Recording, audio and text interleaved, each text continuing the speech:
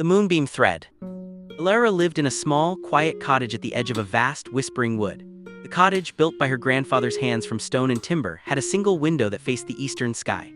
Each evening, as the sun dipped below the horizon, painting the world in shades of orange and violet, Alara would finish her simple supper of bread and soup, wash her single bowl and spoon, and wait for the night to begin its silent performance.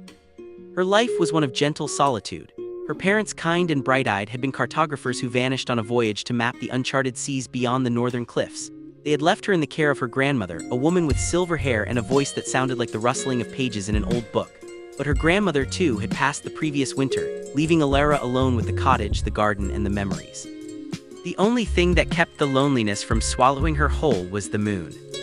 From her earliest memories, the moon had been her secret friend. While other children feared the dark, Alara welcomed it, for it meant the moon would soon appear.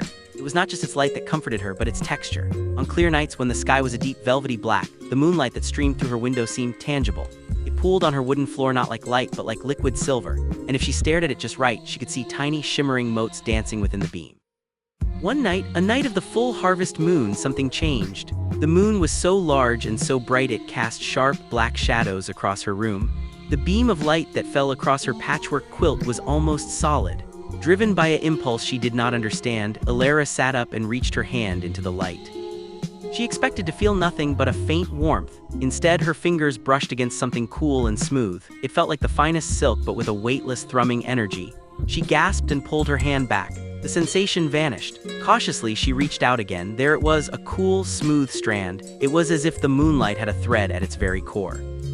Her heart hammered against her ribs. She pinched the invisible thread between her thumb and forefinger and, with the utmost care, gave a gentle tug. To her utter astonishment, the entire beam of light on her quilt shivered, and a long, shimmering thread of pure silver light slid out from the central pool and coiled like a tame serpent in the palm of her hand. It was beautiful. It glowed with a soft, internal light, and though it looked like captured starlight, it felt as real as the wool in her grandmother's old knitting basket. This was her secret discovery, a moonbeam thread. That night, she did not sleep. She sat by the window, holding the thread, watching it pulse gently in time with her own heartbeat. As the first hints of dawn painted the sky gray, the thread in her hand faded, becoming translucent, then invisible, and finally it was gone, leaving only the memory of its cool weight. The next night she was ready.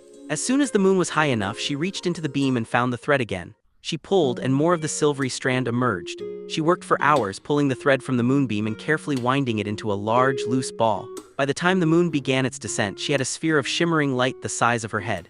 And again, at dawn, it faded away. This became her ritual, her purpose. By day, she tended